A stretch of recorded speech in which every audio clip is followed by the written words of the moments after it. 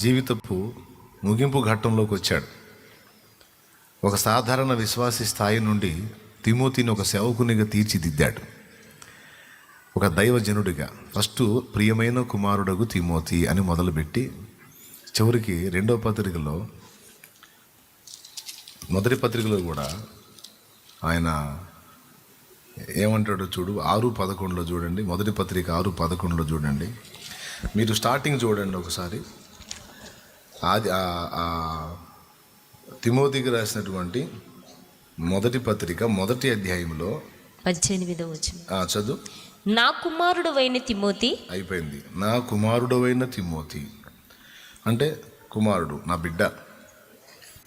6:11కు వచ్చేసరికి దైవజనుడా అని ఆత్మీయ నాయకుడే తిమోతిలో దైవజనుడిని గుర్తించి దైవజనుడా అని సంబోధించాడు.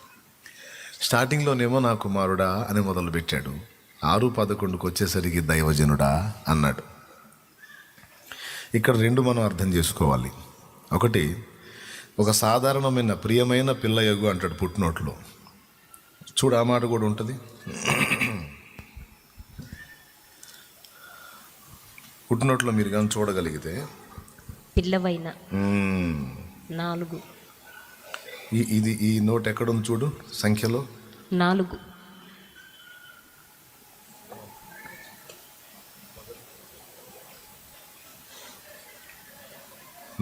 అనే ఆ సంఖ్య 18వ వచనంలో నా కుమారుడవైన తిమోతి, 1:18లో నా కుమారుడవైన తిమోతి అన్నకాడ పుట్టినోట్లో పిల్లవైన తిమోతి ఏమన్నాడు?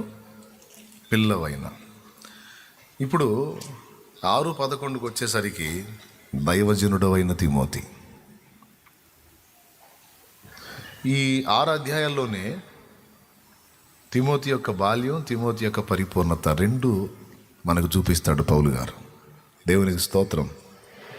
ఇక్కడ 2 సంగతులు మనకు అర్థం కావాలి.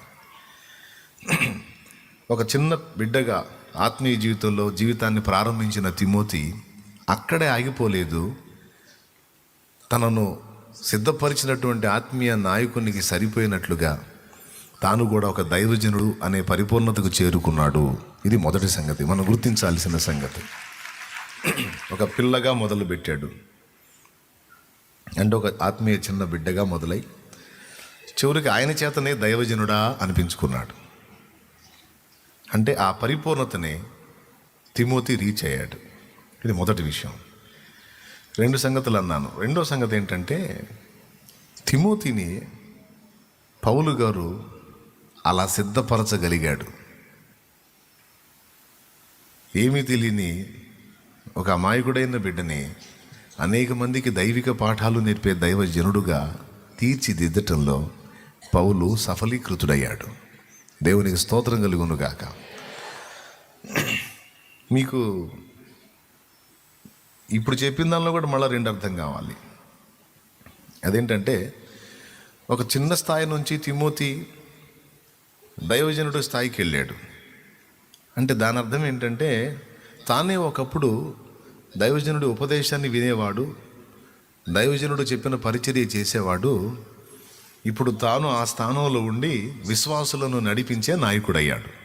తాను ఒక విశ్వాసిగా ఉండి వెంబడించేవాడు, ఇప్పుడు విశ్వాసుల్ని నడిపించే నాయకుడయ్యాడు. ఇదొకటి. ఈయన ఈ స్థాయికి వస్తే తిమోతి, పౌలు ఏ స్థాయికి పోయాడంటే దైవజనుల్ని రెడీ చేసే స్థాయికి వెళ్ళాడు. ఆయన విశ్వాసుల్ని రెడీ చేసే స్థాయి కాదు, విశ్వాసుల్ని రెడీ చేసే స్థాయిని దాటి దైవజనుల్ని ఉత్పత్తి చేసే స్థాయికి వెళ్ళాడు ఆయన. అర్థమైందా మీకు? మళ్ళీ చెప్పేదా? దేవునికి స్తోత్రం కలుగునుగాక. అంటే ఎవరు కూడా తమ ప్రారంభపు పరిధిలోనే ఆగిపోలేదు, పరిపూర్ణత వైపు అడుగులేశారు. ఒక మెట్టు నుంచి ఇంకో మెట్టుకు, ఆ మెట్టు నుంచి ఇంకో మెట్టుకు అందుకోవటానికి ఈ ఇద్దరు కూడా మనకు మంచి మాదిరిగా ఉన్నారు. తిమోతి ఏమో ఒక విశ్వాసి స్థాయి నుంచి దైవజనుడి స్థాయికి వెళ్ళి విశ్వాసుల్ని నడిపించే నాయకుడైతే, నాయకుల్ని సిద్ధపరిచే మహానాయకుడు అయ్యాడు పౌలు. ఓకేనా? రైట్. అంటే పౌలుది ఏమని చెప్పొచ్చు మనం? దాదాపు పరాకాష్ఠకి వెళ్ళాడు. ఎవరు? పౌలు. చున్న ప్రకారం మీరు నన్ను పోలి నడుచుకోండి అని. బాగుంది. ఎవరైనా తమ సాక్ష్యాన్ని, తమ గతాన్ని, తమ ప్రారంభాన్ని ఆ ప్రారంభపు దినాల్లో లేదా కొద్ది కాలం గుర్తు చేసుకుంటారు. కానీ పౌలు స్పెషల్ ఏంటో ఇక్కడ మనకు కనపడుతుంది. పౌలు తన జీవిత ముగింపు వరకు కూడా తన ఆరంభాన్ని మర్చిపోలే. ఆరంభం అంటే ఆయన చేసిన పాపాలు, పాత స్నేహాలు, లేదా పాత జీవిత విధానాలు, ఆ పాత జ్ఞాపకాలు అవి కాదు. ఎలాంటి దుర్భర స్థితిలో ఉన్నప్పుడు దేవుడు ఎలా పట్టుకున్నాడో, ఒకప్పుడు తాను ఎంత పాపి అయి ఉన్నాడో అలాంటి వాడిని దేవుడు చేతుల్లో తీసుకుని ఎంత ప్రేమించాడో, ఎంత బాధ్యత చెప్పాడో, ఎంత నమ్మాడో, అది ఆ ఆరంభంలో జరిగినటువంటి ఆ ఘట్టాన్ని తన తుది శ్వాస విడిచేంత వరకు పౌలు జ్ఞాపకం చేసుకుంటానే ఉన్నాడు, గుర్తు చేసుకుంటానే ఉన్నాడు. తన ఆత్మీయులకి దాన్ని మళ్ళా చెప్తానే ఉన్నాడు. అది పౌల్లో ఉన్నటువంటి కృతజ్ఞతా బుద్ధి. ఎంత మంచి వ్యక్తిత్వమో చూడండి. సహజంగా మానవ నైజం ఏంటంటే ఎవరైనా మనకు ఉపకారం చేస్తే కొద్ది రోజులు దాన్ని గుర్తుపెట్టుకుంటాం, తర్వాత మర్చిపోతాం. గుర్తుపెట్టుకున్నంత వరకు వాళ్ళకి అనుబంధంగా, వాళ్ళకి అనుగుణ్యంగా విధేయత చూపుతూ సాగిపోతాం. ఎప్పుడైతే ఆ మేలు మర్చిపోతామో వాళ్ళని పట్టించుకోవటం మానేస్తాం, వాళ్ళకి రివర్స్ అవుతాం. అందుకే దావీదు భక్తుడు 103వ కీర్తనలో తన ప్రాణమునకు తానే బుద్ధి చెప్పుకున్నాడు. 23వ కీర్తనలో క్రొత్త తైలముతో నేను నింపబడి తిని నా గిన్నె నిండి పొర్లుతున్నది, గాఢాంధకారపు లోయలో నేను సంచరించిన నాకు అపాయానికి భయపడను, పచ్చిక గల చోట్ల నన్ను పరుండ చేశావు, శాంతికరమైన జలముల యొద్ద నన్ను నడిపించాడు అని ఇతరులకు చెప్పాడు, దేవునికి కూడా చెప్పుకున్నాడు. కానీ 51కి వచ్చేసరికి కీర్తన మారిపోయింది. 23వ కీర్తనలోనేమో దేవునికి తనకున్న అనుబంధం, దేవుడు తనకు అనుగ్రహించిన పరిశుద్ధాత్మాభిషేకం, ఇక దేవునితో ఆయన నడిచే నడక, దేవుడు నా కాపరి నేను ఆయన గొర్రెను, ఆయన ఎట్లా నడిపిస్తున్నాడో నన్ను చూడండి అని ఆ వైభవాన్ని రాశాడు 23వ కీర్తనలో. అక్కడి నుంచి కొన్ని కీర్తనలు ప్రయాణం చేసి 51కి వచ్చేసరికి ఘోరాతి ఘోరంగా ఏడుస్తుంటాడు. ఎందుకంటే ఆరంభపు అనుభవాలు మర్చిపోయాడు. ఆ ఘట్టంలో ఆరంభపు అనుభవాలు మర్చిపోయి రాజు అయిన తర్వాత, ఆయనకంటూ ఒక స్థాయి, ఒక హోదా వచ్చిన తర్వాత, ఒక అంతస్తు వచ్చిన తర్వాత ఆ ప్రారంభపు దీనస్థితి పోయింది. కొంచెం తన ప్రవర్తనలో తేడా వచ్చింది. కొంచెం కాదు, గట్టిగానే వచ్చింది. నేను ఎన్నోసార్లు చెప్పా, మళ్ళీ చెప్తాను. శ్రమలు మనల్ని దీనుల్నిగా చేస్తాయి. తృణీకారం, అవమానం, తిరస్కారం, నింద, లేమి, కొదువ, కొరత, బలహీనత, రోగము మొదలైనవన్నీ కూడా మనకు ముళ్ళులా ఉపకరించి మనల్ని దీనులుగా చేస్తాయి. ఇవన్నీ ఏమీ లేని నిర్విచార సుఖస్థితి మనల్ని గర్వులుగా చేస్తుంది, అహంభావులుగా చేస్తుంది, గర్వహృదయులుగా చేస్తుంది. నీ చెల్లి అయిన సుధమ చేసిన నేరమేమనగా అంటాడు యెహెజ్కేలులో, దాని నిర్విచార సుఖస్థితిని బట్టి అది గర్వించింది, కనికరం లేకుండా ప్రవర్తించింది, దాని హృదయ కాఠిన్యము నేను ఎరుగుదును అంటాడు. అంటే నిర్విచార స్థితి, నిర్విచార సుఖస్థితి. నిర్విచారం అంటే విచారము లేని స్థితి. విచారము అంటే వేదన, దుఃఖం, బాధ మొదలైనవి. ఇవి లేని స్థితిని నిర్విచార సుఖస్థితి అంటారు. దాన్ని బట్టి మనుషుడు తేడా పడే అవకాశం ఉంటుంది. అందుకే కృపగల దేవుడు ప్రేమతోనే కొన్నిసార్లు మనల్ని దీనత్వంలో స్థిరపరచడానికి ఒకదాని వెంట ఒకటి కొన్ని ఇబ్బందులను మన జీవితంలో ఆయన అనుమతిస్తాడు. నేను మళ్ళీ చెప్తున్నాను, దేవునికి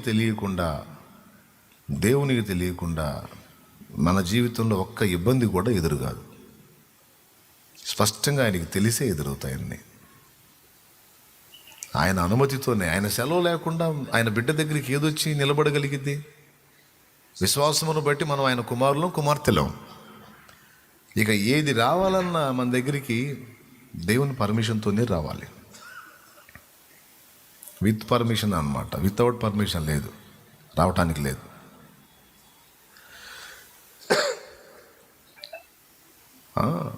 దురాత్మలకు కూడా అంధకార శక్తులు ఏదైనా సరే మనల్ని ముట్టాలంటే అంత తేలికైన విషయం కాదు. సెక్యూరిటీ ఉంటుంది, మనకి కంచె ఉంటుంది, పరిశుద్ధాత్మ కాపుదల ఉంటుంది. అంత ఈజీ కాదు. దేవుని ఆత్మ నిన్ను వదిలిపోతేనే దయ్యాలు వాటంతటా వచ్చి అటాక్ చేయడానికి. దేవుని పరిశుద్ధాత్మ నీలో నాలో ఉన్నంత వరకు ఆయన దూతల కాపుదల మన చుట్టూ ఉంటుంది. నీకు తెలియదు, నువ్వు ఒక సామాన్యమైన విశ్వాసివే, కానీ నీ చుట్టూ అనేక దూతల కాపుదల ఉంటుంది నీకు ఎప్పుడు. ఇది నిజం. ఎందుకో దేవుని చిత్తమైతే మరోసారి చెబుతాను. గతంలో చెప్పాను, మీకు తెలుసు, నాకు తెలిసి దాదాపు ఉంటుంది మనకి. ఎందుకంటే యువరాజు పిల్లోడైనా సైనికులు కాపలా కాస్తారా కాయరా? యువరాణి బుడ్డ పిల్లైనా సెక్యూరిటీ ఉంటుంది. కాకపోతే దగ్గరకు రారు, కానీ ఆడు ముందు ఉరికెత్తుతా, ఆడతా పాడతా పరిగెత్తుతా ఉంటే వెంట పరిగెత్తుతారు వీళ్ళు. తెలుసు కదా మీకు. ముఖ్యమంత్రి గారి సంతానం లేకపోతే ప్రధాని గారి పిల్లలు ఉన్నారు, ఖచ్చితంగా వాళ్ళకు కూడా ప్రొటెక్షన్ ఇవ్వాల్సిందే, భద్రత ఇవ్వాల్సిందే. అట్లాగా ఎప్పుడైతే విశ్వాసమును బట్టి మారు మనసు పొంది బాప్తిస్మం పొంది దేవుని సంతానం అయ్యామో, విశ్వాసమును బట్టి ఇక పరలోక సైన్య సమూహాలు మనకి సెక్యూరిటీగా వచ్చేసాయి. ఇది నిజం. నువ్వు నమ్మినా నిజం, నమ్మకపోయినా నిజం. లేకపోతే నువ్వు నేను మనం ఎదుర్కొన్న ఘట్టాలలో ఈ రోజు వరకు అసలు బతికి ఉండటమే సాధ్యం కాదు. అర్థమైందా? కాపుదల ఎందుకు అవసరమైంది అంటే మనకు ప్రమాదాలు ఉంటాయి గనక, మన మీద శత్రువులు అటాక్ చేస్తారు గనక. శత్రువు ఎలా అటాక్ చేస్తాడో పెద్ద రాజుకు తెలుసు, కానీ పిల్లరాజుకు తెలియదు, పిల్లరాణికి తెలియదు. దేవునికి స్తోత్రం. తెలుసా? పెద్ద రాజుకు తెలుసు లేదా రాణికి తెలుసు, కానీ పిల్లరాజుకి పిల్లరాణికి తెలియదు. వాళ్ళు అమాయకంగా పరిగెత్తుతూ ఉంటారు, కానీ ఎటుపక్క నుంచి దుర్మార్గులు ఏం దాడి చేస్తారో తెలియదు. అందుకని ఎప్పటికప్పుడు వాళ్ళకి కాపు కాసేటువంటి సైనికుల్ని అలర్ట్ చేస్తూ ఉంటారు. యారు చూస్తున్నారా బాబుని, యువరాజుని? ఏ కొంచెం గీత పడ్డా సరే సైనికులకు మూడిందే, కాపలా వాళ్ళకి మూడిందే. అది ఎప్పుడైతే మనం దేవుని సంబంధం అయిపోయామో అప్పుడే మనకు భద్రత ఏర్పడింది. ఆయన పర్మిషన్ లేకుండా దయాలు అటాక్ చేయడానికి లేదు, చేతబడి ప్రయోగాలు వర్కౌట్ అవ్వటానికి వీల్లేదు, శత్రువుల దాడి సక్సెస్ కాదు. ఏదైనా జరగాలి అంటే ఆయన అనుమతి కావాలి. కొన్నిసార్లు దేవుడు మనల్ని ప్రేమించి మనల్ని దీనులుగా ఉంచటానికే శ్రమానుభవంలో మనల్ని కొంతకాలం ఉండనిస్తాడు. మనం బాగా విరిగిందాకా, అట్టడుగు స్థాయికి విరిగిపోయిందాకా మనల్ని నలుపుతాడు. అది కూడా హృదయపూర్వకంగా ఆ బాధను అనుమతించడంట, నొచ్చుకుంటానే అనుమతిస్తాడంట, ఇబ్బంది పడతానే అనుమతిస్తాడంట. అది విలాపవాక్యాల్లో ఉంది, విలాపవాక్యాలు 3లో ఉంది. దేవుడు హృదయపూర్వకంగా నరులకు బాధనైనను విచారమునైనను కలుగజేయడు. ఆయన ఒకవేళ బాధ పెట్టినను తన కృపా సమృద్ధిని బట్టి మరలా జాలిపడును అనే మాట ఉంది. ఈ 2 మాటలు ఉన్నాయి చూడండి. విలాపవాక్యాలు 3వ అధ్యాయము 32వ వచనం, 31, 32 కింద వచనం ముందు, పై వచనం తర్వాత. హృదయపూర్వకంగా ఆయన నరులకు విచారమునైనను బాధనైనను కలుగచేయడు. హృదయపూర్వకముగా ఆయన విచారమునైనను బాధనైనను మనకు కలగజేయడంట. అంటే నొచ్చుకుంటానైనా సరే కలిగిస్తావన్నమాట. దేవా కొంచెం ఇబ్బంది పడతానైనా సరే మాకు బాధని విచారాన్ని కలిగిస్తావన్నమాట. తప్పదు నాయన, తప్పదు. నీవు దీనురాలివై ఉండాలి అంటే తప్పకుండా నేను కొంచెం నలగగొట్టే ప్రక్రియలో కొంచెం బాధ అయినా సరే నేను అది వ్యవహరించాల్సిందే, తప్పదు అంటాడు. తర్వాత పై వచనం ఇప్పుడు చదువు. ఆయన బాధ పెట్టినను తన కృపా సమృద్ధిని బట్టి జాలిపడును. నాకు అర్థం కాదు, ఇప్పుడు మనల్ని బాధ పెడుతుంది దేవుడా మనుషులా? పరిస్థితులా దేవుడా? నోరు తెరిచి చెప్పండి. ఈ చదివిన వచనాన్ని బట్టి చెప్పొద్దు, చదివిన వచనాన్ని బట్టి చెప్పొద్దు. అసలు మీరు నలుగుతున్నారు, ఒక్కొక్కళ్ళు ఒక్కొక్క విధంగా నలుగుతున్నారు. మిమ్మల్ని బాధ పెడుతుంది మనుషుల దేవుడా, పరిస్థితుల దేవుడా, రోగాల దేవుడా, సమస్యల దేవుడా, అప్పుల దేవుడా, పిల్లల దేవుడా, భర్త దేవుడా, భార్య దేవుడా, అత్తింటోళ్ళ దేవుడా, పుట్టింటోళ్ళ దేవుడా, ఎవరు? సమస్యల దేవుడా? పెద్ద చెప్పండి. దేవుడా ఎప్పుడు బాధ పెట్టాడు, ఎలా బాధ పెట్టాడు? దేవునికి స్తోత్రం. హల్లెలూయా చెప్పండి గట్టిగా. సరే అనేది ఆలోచించి చెప్పమన్నాను. చెప్పండి, ఆలోచించి చెప్పండి. నాకు సమస్యలు ఉన్నాయి అన్నోళ్ళు చేతులు ఎత్తండి. సమస్యలు ఉన్నాయి అన్నోళ్ళు చేతులు ఎత్తండి. చేతులు ఎత్తకపోతే ఏ సమస్యలు లేవా? నాకు కూడా ఉన్నాయి, నేను కూడా ఎత్తుతున్నా చేతులు. రైట్, అందరికీ ప్రాబ్లమ్స్ ఉన్నాయి. రైట్, ఇప్పుడు ఎవరెవరికి ఏ విషయాల్లో సమస్యలు ఉన్నాయి? నాకు అప్పుల సమస్య ఉంది అన్నోళ్ళు చేతులు ఎత్తండి. అప్పు చేసింది నువ్వా దేవుడా?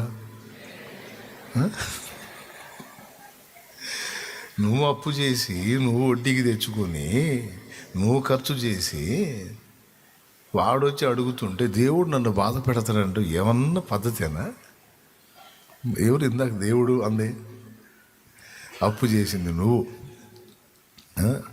అధిక వడ్డీ అని తెలిసి కూడా తెచ్చుకుంది నువ్వు. ఇద్దాంలే, అత్తయ్యలే ఇద్దాంలే అని ఇయ్యగలేకపోయింది నువ్వు. దేవుడు బాధ పెట్టాడంటే ఎంతవరకు న్యాయం కదా? ఇప్పుడు చెప్పండి, యథార్థం చెప్పండి. దేవుడా మనల్ని బాధ పెట్టుకుంది మనమేనా? పెద్దగా చెప్పండి. డౌట్ లేదుగా, మనమేగా. మరి ఆయన బాధ పెట్టినను అంటాడేంది? ఆయన బాధ పెట్టినను, తన కృపా సమృద్ధిని బట్టి జాలిపడును అంటాడు. ఆయన బాధ పెట్టడం ఏంది? కొంచెం మనం ఎక్స్రే చేసుకొని చూసుకుంటే అన్ని బాధలకి మనమే కారణం కనపడతాం. ఈ పనికి మనలో చేసుకోకుండా ఉంటే బాగుండేది, ఎగిరి చేసుకున్నది ఈ రోజు దంతున్నాడు అనేది ఒక బాధ.